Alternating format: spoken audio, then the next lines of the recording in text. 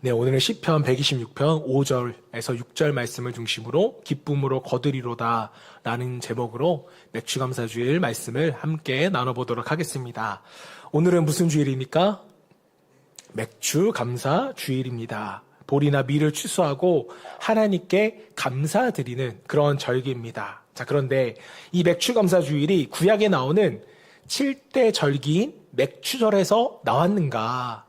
이것에 대한 의견이 분분합니다. 자, 맥추절이라고 여러분 들어보셨나요? 네, 레위기를 보시면 오제사가 있고 7절기가 있습니다.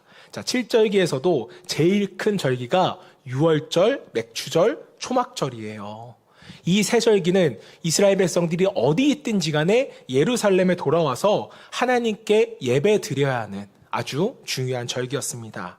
자, 그런데 이 유월절이 지나고 오는 맥추절을 다른 말로 오순절이라고도 말했고요. 칠칠절이라고도 말을 했습니다.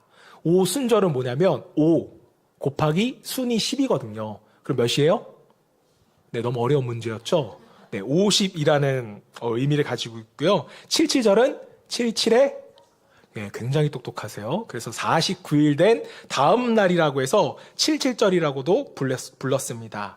자, 이날은 본래 이스라엘이 밀농사한 것을 수확해서 하나님께 감사하는 그런 제사를 드리는 절기라고 해서 맥추절이라고 했습니다. 볼이나 밀을 수확해서 하나님께 감사드리는 절기. 그래서 이날을 오순절, 칠칠절이라고도 불렀고요.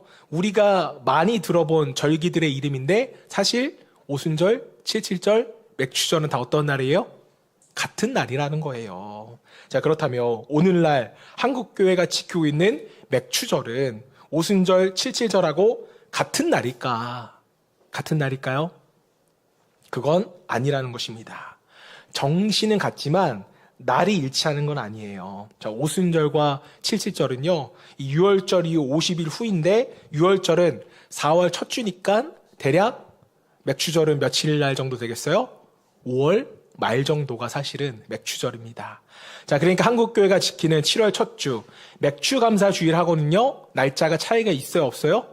차이가 있다라는 거죠. 자, 정리를 하면 오늘 우리가 지키는 맥추감사주일은 성경에 나오는 맥추절과는 다른 날짜이지만 저는 그 정신은 잘 담아내고 있다고 생각을 합니다. 이렇게 여러분들이 이해하시면 다르겠어요.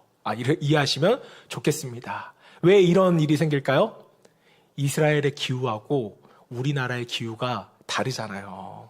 그래서 수학의 시기가 있기 때문에 한국교회는 7월 첫 주 맥추감사주일로 지키고 또 11월 첫 주를 추수감사주일로 지킵니다. 이렇게 1년에 2번 감사의 절기로 지키고 있더라는 거죠. 저는 한국교회 선배님들이 잘 정하신 것 같아요. 한 해의 절반이 지나고서 첫 보리를 추수하는 이 시점에서 하나님께 감사하며 지난 반년을 돌아보는 것 너무나도 귀한 절기라고 저는 생각을 합니다. 우리에게 꼭 필요한 시점이잖아요. 자, 추수를 하는 농부는요, 사실 씨를 뿌릴 때부터 추수의 기쁨을 기대합니다. 그렇죠? 씨를 뿌리면서 에이, 이게 잘 되겠어? 이렇게 씨를 뿌리는 농부는 아무도 없잖아요. 반년, 그리고 1년 뒤에 있을 풍성한 추수의 기쁨을 기대한다는 것이죠. 자, 그러나 이 과정은 결코 쉽지가 않습니다. 이제 요즘은 스마트팜이다 뭐다 해가지고 굉장히 농사가 쉬워 보이는 것처럼 보이지만 아직도 알 수 없는 병충해들이 그렇게 많다라고 합니다. 다시 말해 눈물 없이 거두는 열매는 없다라는 겁니다. 오늘 시편 기자는 이렇게 고백을 하죠. 눈물을 흘리며 씨를 뿌리는 자는 기쁨으로 거두리로다. 저는 이 말씀이 농사에만 해당되는 말씀이 아니라고 생각을 합니다. 우리 믿음의 삶 전체 그리고 자녀 양육에도 이 말씀이 똑같이 적용되더라는 거죠. 사실 오늘은 맥추감사 주일이면서 유아 세례식을 하는 날이기 때문에 고민을 좀 많이 했습니다. 감사에 대한 절기 말씀도 나누고 싶고 유아 세례식이기 때문에 자녀를 양육하는 부모님에게도 좀 메시지를 전하고 싶은 거예요. 자, 그런데 묵상 가운데 오늘 이 말씀이 저는 떠올랐습니다. 눈물을 흘리며 씨를 뿌리는 자는 기쁨으로 거두리로다. 이 말씀은 정말 농사에만 해당되는 말씀이 아니라 영적으로 자녀 양육을 하는 길에도 저는 똑같이 해당되는 말씀이라고 믿습니다. 이런 말이 있잖아요. 자식 농사. 네. 그래서 우리가 곡식 농사와 자식 농사의 공통점을 함께 좀 살펴보면서 저희가 은혜를 나눌 때 저와 여러분 모두에게 오늘 말씀처럼 기쁨으로 거두게 되는 역사가 일어나기를 먼저 주님으로 축복합니다. 자, 그렇다면 곡식 농사와 자식 농사의 공통점은 무엇일까요? 먼저 첫 번째로 하나님의 은혜로서 열매를 맺게 되더라는 겁니다. 뭘로요? 하나님의 은혜로 열매를 맺는다. 자, 맥추절은요, 이스라엘 농경사회에서 첫 보리를 수확해서 하나님께 제사를 드리는 절기였습니다. 겨울과 봄이 지나고 가뭄과 병충해의 위협 속에서도 농부는 씨를 뿌리고 물을 주면서 최선을 다해 농사에 임합니다. 자기 밭에 정성을 다하지 않는 농부는 있어요, 없어요? 없어요. 농부는 새벽부터 정말 밤 늦게까지 때로는 허리가 다 휘도록 일을 하면서 씨를 뿌리고 잡초를 제거하고 해충을 막기 위해서 땀 흘려 일한다는 것입니다. 정말 온 마음과 온 마음을 다한다고 해도 과언이 아니라는 거죠. 자, 그런데 여러분, 이렇게 농부가 최선을 다했으니까 당연히 추수할 때 풍성한 열매가 맺혀지겠죠? 동의하십니까? 아니에요. 농사는 농부의 수고만으로는 안 되는 일이 있다라는 겁니다. 아무리 좋은 씨앗을 뿌리고 땅을 갈고 물을 주울지라도 하나님께서 햇빛을 비춰주시고 이른 비와 늦은 비를 내려주시지 않으면요, 열매는 맺히지 않는다는 거예요. 사람의 노력에는 분명한 한계가 있습니다. 때로는 예상치 못한 폭우와 우박, 병충해, 가뭄, 이런 일이 일어날 수도 있고요. 요즘은 무슨 일이 일어납니까? 전 세계적으로 왜 밀값이 올랐어요? 전쟁 때문에. 러시아와 우크라이나가 전쟁하는 바람에 또 밀이 수확이 안 됐잖아요. 인간의 수고가 이런 재앙에 자유하지 못합니다. 자, 그래서 첫 열매를 거둘 때 농부는 이렇게 고백을 했습니다. 하나님, 제가 뿌리고 가꾼 것도 있지만 결국 이 열매는 주님이 주신 은혜입니다. 이런 고백을 하며 감사했다는 거예요. 여러분, 정말 착각하지 않기를 바랍니다. 내가 100% 노력했으니까 반드시 100의 결과가 나올 거라고 생각하지 마세요. 하나님이 허락하시지 않으면 200%를 노력한다 할지라도 우리는 아무런 열매를 맺지 못할 수가 있는 것입니다. 반대로 정말 부족하고 좀 모자란 삶일지라도 하나님께서 은혜를 베푸시면 우리가 감히 기대하지 못했던 풍성한 열매를 맺게 할 수 있는 하나님이 우리의 하나님이시잖아요. 그리고 이것은 우리의 자녀 양육에도 저는 동일하게 적용이 된다고 믿습니다. 우리가 부모로서 아이를 품고 젖을 먹이고 밤낮을 설치며 돌보고 말씀으로 가르치고 교회와 학교를 보내고 이끌어주는 이 모든 과정은요, 농부가 씨를 뿌리고 물을 주는 과정과도 같습니다. 아이가 자라나는 일, 마음에 믿음이 싹트는 일, 인생의 길을 바로 가는 일, 이 모든 것은요, 결국 하나님의 은혜로서 되어지는 것입니다. 현대사회에서 여러분, 농사는 사실 평범한 직업이 아니잖아요. 지금은 정말 특수 직군에 해당되는 직업이다 보니까 이런 농사의 원리를 우리가 피부로 쉽게 느끼기란 쉽지가 않습니다. 자, 그러나 여러분의 직장도, 사업도, 사역도, 자녀 양육의 원리는 저는 마찬가지라고 생각을 해요. 우리가 최선을 다하지만 결국 그 열매를 맺게 하시는 분은 누구시다? 우리 하나님이시다. 여러분의 노력 위에 하나님의 은혜가 임해야 열매 맺혀지는 거예요. 저는 이번에 우리 아시겠지만 손수범, 임소리 성도님 부부가 하나님의 은혜로서 그 임신하는 1년의 과정을 지켜보면서 하나님의 은혜와 그 사랑에 대해서 깊이 묵상하고 기도를 하게 되었습니다. 사실 저는 아이가 몇이나 있어요? 3이나 있기 때문에 자녀를 갖는다는 것을 그렇게 어렵게 생각하지는 않았어요. 하지만 이번에 정말 가까이서 자녀를 갖기 위해서 눈물로 기도하고 온갖 검사를 받고 치료를 받으면서 기다리는 모습을 보면서 정말 열매를 맺는다는 것, 생명이 잉태된다는 것은 결코 당연하지 않다는 것을 저는 다시 한 번 더 깨닫게 되었습니다. 의학의 도움도 필요하고요.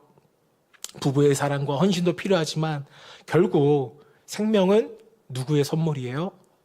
하나님의 선물이에요. 은혜라는 것이죠. 우리가 생명을 만들 수 있는 것이 아니라 하나님께서 허락하셔야 생명이 태어납니다. 여러분 동의하십니까? 우리는 자녀를 향해 할 수 있는 모든 것을 하지만 자녀의 생명과 미래, 그들의 영혼이 하나님의 사람으로 자라나는 것은 오직 하나님의 은혜라는 겁니다. 자, 그러므로 여러분, 오늘 맥주감사절을 맞이하여서 우리의 삶의 모든 열매가 하나님으로부터 시작되며 자녀 양육의 열매도 하나님의 은혜로부터 시작함을 다시 한 번 더 믿음으로 고백할 수 있기를 바랍니다. 여기는 아이를 양육하시는 분도 계시고 다 키워놓으신 분도 있겠지만 여러분, 자녀의 양육은요 평생이에요. 그의 믿음이 하나님께서 정해놓으신 온전한 분량으로 자라날 때까지 여러분이 같이 신앙의 걸음을 맞춰 가셔야 됩니다. 그게 여러분에게 주신 부모의 의무예요. 그리고 하나님의 은혜를 끝까지 구하시기를 바랍니다. 다시 한 번 더 마음 깊이 새기고 이것에 대해서 감사할 수 있는 저와 여러분 되시기를 주님으로 축복합니다. 자, 한 발 더 나아가 곡식 농사와 자식 농사의 공통점을 살펴보면 두 번째는요, 눈물로 씨를 뿌리는 시간이 우리에겐 필요하다는 거예요. 여러분, 자녀를 키우면서 얼마나 눈물을 많이 흘려보셨어요? 많이 흘려보셨죠? 네. 갑자기 안 흘리신 것 같아가지고. 자녀가 아프면 누가 대신 아팠으면 좋겠어요? 네, 남편이 아팠으면 좋겠죠. 그거만큼 우리의 마음이 아픈 게 없습니다. 남편이 아프면 남편이 계속 아팠으면 좋겠고, 네. 아이가 아플 때, 또 학업적으로 힘들어할 때, 친구 관계와 마음의 상처로 방황할 때, 또 부모의 말을 거역하며 멀어지는 모습을 볼 때, 부모의 마음은 맴짓이라고 하죠. 마음이 찢어집니다. 눈물이 마르지 않아요. 자, 그러나 성경은 약속했습니다. 6절 말씀 우리 함께 읽어볼까요? 시작. 울며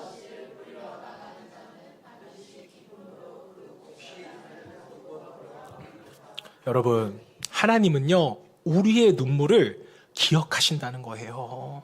자녀를 위하여 드린 기도, 말씀을 가르치며 흘린 눈물, 믿음으로 키우려는 그 수고와 인내를 기억하시고 반드시 뭐라고요? 반드시 기쁨으로 거두게 하시는 분이 바로 우리 하나님이세요. 그런데 여러분, 말씀을 문자 그대로 받으셔서 눈물만 흘리면 안 됩니다. 눈 찔러가지고 눈물 흘린다고 하나님이 기쁨으로 거두시게 하는 게 아니에요. 하나님, 자식 키우기가 너무 힘드네요. 힘들어서 그냥 눈물만 나와요. 이게 오늘 성경에서 말하는 눈물로 씨를 뿌리는 그 시간을 의미하지는 않는다고요. 물론 이런 아픈 마음을 주님께서는 아시죠. 하지만 그리스도인 부모들이 뿌리는 눈물의 씨앗은 뭐예요? 기도와 말씀으로 눈물을 흘리며 씨를 뿌리는 것을 의미합니다. 이 자녀를 어떻게 해서든 신앙 안에서 키우려고 노력하는데 잘 안 되는 거예요. 어려운 거예요. 그때 쏟는 눈물. 우리는 자녀에게 좋은 옷을 입히고 좋은 음식을 먹이고 좋은 학원에 보내기 위해서 애씁니다. 이거 다 하면 자녀가 자라는 데 있어서 좋은 걸음을 충분히 줬다라고 생각하는 부모도 있어요. 자, 그러나 진짜 중요한 건 뭐예요? 부모의 기도와 말씀 교육. 이게 눈물이라는 거예요. 눈물로 씨를 뿌리는 것입니다. 자, 디모데후서 3장 15절 말씀을 보면 바울은 디모데에게 이렇게 말했습니다. 또 어려서부터 성경을 안 한다니 성경은 능히 너로 하여금 그리스도 예수 안에 있는 믿음으로 말미암아 구원에 이르는 지혜가 있게 하느니라. 자, 디모데가 어려서부터 성경을 알았던 것은요, 그의 어머니 유니게와 외조모 로이스의 신앙 교육 덕분이었습니다. 왜 엄마 이름만 나오냐면 그 당시에는요, 신앙 교육은 어머니의 몫이었어요. 그래서 외조모와 어머니의 이름만 나오는 것입니다. 그렇다고 여기 계신 남성 여러분들, 아싸, 나에게는 의무가 없구나, 이렇게 생각하시면 돼야 안 돼요? 안 돼요. 부모의 말씀 교육과 기도가 결국 그를, 디모데를 하나님의 사람으로 세웠다는 거예요.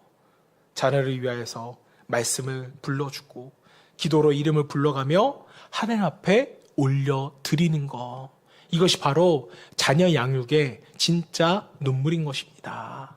자, 그리고 이 눈물의 기도는 반드시 무슨 열매를 맺어요? 기쁨의 열매를 맺게 된다는 거예요. 아니, 목사님, 아까는 하나님의 은혜가 열매를 맺게 한다면서요. 맞습니다. 하나님의 은혜가 열매를 맺게 만들어요. 자, 그런데 부모로서 자녀를 위해 흘리는 눈물의 기도는 반드시 하나님 앞에 상달이 된다고요. 하나님은 그리고 그 상달된 기도 위에 은혜를 부어주시는 겁니다. 이사야서 49장 15절 말씀에서 하나님이 이렇게 말씀하셨습니다. 여인이 어찌 그 젖먹은 자식을 잊겠으며 자기 태에서 난 아들을 긍휼히 여기지 않겠느냐. 엄마가 어떻게 아기의 젖을 잊어버리겠어요. 하물며 하나님 아버지께서 우리가 눈물로 올려드리는 기도를 잊으시겠습니까? 결코 잊지 않으십니다. 자녀가 아직 어리고 연약하다면 기도와 말씀으로 정말 여러분들이 눈물로 씨를 뿌리셔야 돼요. 언제까지요? 열매 맺을 때까지요. 한 번 씨를 뿌렸으니까 끝났다고 생각하시면 결코 안 돼요. 눈물로 씨를 뿌린다는 것은 계속 열매 맺을 때까지, 열매가 안 맺으니까 그걸 안타까워하면서 눈물로 계속 씨를 뿌리는 거예요. 그리고 하나님의 은혜를 기다리시기를 바랍니다.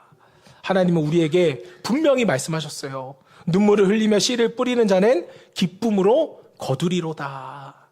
지금은 눈물이지만 반드시 이 눈물이 기쁨으로 변하게 되어 열매를 거두시게 만드실 것이에요. 우리의 가정이 하나님 앞에서 그 기쁨의 열매를 함께 누리는 날이 속히 오기를 주님의 이름으로 축복합니다. 자, 초대교회의 위대한 교부 어거스틴은요, 처음부터 믿음의 사람이 아니었습니다. 그는 젊은 시절에 방탕한 삶을 즐겼고요. 쾌락과 철학을 쫓아다니는 그런 사람이었습니다. 술과 여자, 세상의 학문에 빠져 살았고요. 심지어는 사생아도 낳았다고 전해지고 있습니다. 완전히 하나님을 떠난 그런 삶을 사는 사람이었어요. 하지만 그의 어머니 모니카는 매일매일 눈물로 기도했다고 합니다. 하지만 여전히 그대로인 어거스틴을 보며 주변 사람들은 이 어머니에게 말했어요. 아들은 이제 끝났습니다. 이제 포기하세요. 주변에서 얼마나 어거스틴이 막 살았는지 이렇게 말할 정도였습니다. 하지만 모니카는 결코 포기하지 않았다는 거예요. 오히려 하나님 앞에서 눈물로 중보하며 아들을 위해서 이렇게 기도했습니다. 주님, 저는 모릅니다. 그러나 주님은 아십니다. 이 아이를 주님의 자녀로 삼아 주십시오. 어느 날 절망 가운데 울부짖던 모니카에게 한 주교가 이런 말을 했습니다. 어머니, 눈물로 기도하는 어머니의 자식은 결코 망하지 않을 것입니다. 그리고 이 말이 실제로 응답이 되어졌습니다. 어거스틴은 방탕한 삶에 지쳐있던 어느 날 정원에서 들려오는 아이들의 노랫소리를 듣게 돼요. 그 노래의 가사는 이랬습니다. 집어라, 읽어라 라는 노랫소리에 이끌려서 어머니가 주셨던 성경책을 들어서 어거스틴이 읽기 시작한 거예요. 그리고 그때 로마서의 한 구절이 어거스틴의 영혼을 찔렀고 그는 그 자리에서 회개하며 하나님께 돌아오게 되었다는 것입니다. 자, 훗날 그는 이렇게 말해요. 내 어머니의 눈물의 기도가 나를 하나님께로 이끌었다. 이렇게 고백을 합니다. 그리고 이후에 어거스틴은 교회사의 가장 위대한 신학자 중에 한 명이자 수많은 사람들의 영향을 끼친 하나님의 사람이 되었다는 겁니다. 자, 사랑하는 여러분, 자녀를 위한 부모의 눈물의 기도는 절대 헛되지 않습니다. 하나님은 여러분의 기도를 기억하시고 반드시 하나님의 때에 하나님의 방법으로 우리의 자녀를 불러주실 거예요. 때문에 포기하지 마세요. 믿고 기도하며 말씀으로 씨를 뿌리시기를 바랍니다. 반드시, 정말 반드시 기쁨으로 거두는 날이 오게 될 거예요. 저 여러분이 이것을 믿고 눈물로 씨를 뿌릴 수 있기를 주님의 이름으로 축복합니다. 자, 마지막으로 곡식 농사와 자식 농사의 공통점은 결국 하나님만이 자라게 하신다는 겁니다. 자, 사도 바울은 고린도전서 3장 6절 7절에서 이렇게 말했습니다. 나는 심었고 아볼로는 물을 주었을 때 오직 하나님께서 자라나게 하셨나니 그런즉 심는 이나 물 주는 이는 아무것도 아니로되 오직 자라게 하시는 이는 누구시로다? 하나님 뿐이니라. 바울은 자신의 복음을 전하고 또 아볼로가 가르쳤지만 진짜 사람의 마음에 믿음에 싹트게 하고 자라나게 하시는 분은 누구라고 고백해요? 하나님이시다. 이렇게 분명하게 말했습니다. 농사도 마찬가지예요, 여러분. 농부는 씨를 뿌리고 물을 주고 김을 메고 온갖 일을 다 해요. 그러나 농부가 씨앗을 쪼개서 싹을 틔우는 일은 할 수가 없습니다. 자녀 양육도 동일해요. 우리가 아무리 정말 좋은 교육을 하고 말씀으로 가르쳐도 자녀의 믿음을 자라게 하시는 분은 하나님이세요. 예를 들어 보겠습니다. 우리가 자녀를 위해 아무리 기도하고 말씀으로 가르쳐도 그 아이의 마음이 완고하면 아무런 변화가 일어나는 것처럼 보이지 않아요. 자, 그러나 하나님의 손이 우리 자녀의 마음에 닿는 순간 그 딱딱한 마음이 부드러지고 말씀이 스며들면서 이 아이가 변화되기 시작하는 거예요. 마치 비가 내려 단단한 땅이 촉촉해지고 그래서야 싹이 트듯이 자네의 마음도 하나님의 은혜의 단비가 내릴 때에 그 마음이 변화되는 것입니다. 자, 그렇다면 우리는 아무것도 하지 말아야 할까요? 하나님이 다 자라게 하시니까? 아니죠. 아까 말했다시피 우리는 씨를 뿌리고 물을 주고 기도하는 일을 결코 멈춰서는 안 될 것입니다. 자, 우리의 자녀가 변화되지 않았다는 것은요, 어쩌면 우리가 씨앗을 뿌리고 물을 주고 기도하는 일을 멈춰서일 수도 있어요. 반드시 여러분들이 점검해 보셔야 합니다. 자, 그러나 결과에 대해서는 여러분 염려하지 마세요. 결과는 하나님께 속해 있는 것입니다. 우리는 그저 뭐예요? 말씀과 기도로 심을 뿐입니다. 사랑하는 성도 여러분, 오늘도 자녀를 위하여서 그리고 여러분의 삶의 밭을 위해서도 뿌리고 심고 하나님께 나아갈 수 있기를 바랍니다. 하나님을 바라보셔야 돼요. 자라게 하시는 분은 오직 하나님 한 분뿐이십니다. 그분이 우리의 가정과 자녀와 일터와 사역 위에 은혜의 단비를 저는 부어주실 거라고 믿어요. 그리고 언젠가 여러분도 이런 고백을 하는 날이 오게 될 것입니다. 하나님, 결국 이 모든 것이 주님의 은혜였습니다. 이제 말씀을 맺도록 하겠습니다. 구약시대의 맥추절에 하나님께 드리는 감사의 제사는요, 소제였습니다. 소제는 하나님께 드리는 제사 중에 유일하게 곡식을 드리는 제사였어요. 첫 추수의 열매를 하나님께 드렸던 감사의 제사였다는 것입니다. 하나님은 피의 제사가 아니었지만 첫 열매를 드리는 의미 있는 감사의 제사였기 때문에 그것을 기쁨으로 받으셨다는 거죠. 우리는 맥주감사절을 맞이하여서 우리 인생의 열매들이 분명히 있을 거예요. 내가 이룬 사역의 열매라든지 또 나의 자식들이 바로 그 열매입니다. 자, 그럼 여러분 한번 생각해 보세요. 맥추절에는 하나님께 감사의 제사를 드렸는데 나의 사역의 열매가, 나의 자녀가 하나님께로 가지 않고 다른 곳에 있다면 여러분들 마음이 어떠실까요? 너무나도 좋은 열매입니다. 세상 사람들이 넌 어떻게 그런 열매를 맺었어? 라고 놀랄 정도로 부러워하는 열매예요. 자, 그러나 그 열매가 하나님 앞에 놓여진 것이 아니라 다른 우상 앞에, 사단 앞에 놓여져 있다면 여러분 생각만 해도 여러분의 마음이 아프지 않으십니까? 하나님께서 우리에게 맡겨주신 자녀, 우리의 삶의 열매들이 하나님께 드려지지 않고 세상과 우상의 재물이 되어버린다면 그것만큼 안타까운 일이 또 어디 있겠습니까? 사랑하는 여러분, 하나님은 우리의 열매를 받기 원하세요. 곡식 농사를 지은 농부가 가장 좋은 첫 열매를 하나님께 올려드렸듯이 우리의 자녀도, 우리의 사역도, 우리의 인생의 첫 열매가 되어서 하나님께 드려져야 할 것입니다. 자, 우리는 자녀에게 좋은 학벌, 좋은 직장, 좋은 배우자를 원하지만 정작 그 아이가 하나님 앞에 엎드려서 예배드리는 자녀가 되기를 간절히 기도하고 계십니까? 우리의 사역도 마찬가지예요. 내 이름을 드러내는 열매입니까? 아니면 하나님의 영광을 드러내는 열매입니까? 하나님은 오늘 우리에게 묻습니다. 너의 첫 열매는 어디 있느냐? 내가 너에게 맡긴 자녀는, 사역은, 삶의 열매는 과연 누구를 위하여서 사용되고 있느냐? 오늘 맥주감사주를 맞아 우리의 첫 열매를 다시 점검할 수 있기를 바랍니다. 그리고 결단할 수 있기를 바라요. 하나님, 이 모든 열매가 주님의 것입니다. 저의 자녀가 주님의 것입니다. 저의 사역이, 저의 인생이 주님의 것입니다. 이 모든 것을 주님 앞에 올려드리며 감사할 수 있는 저와 여러분 되시기를 주님의 이름으로 축원합니다.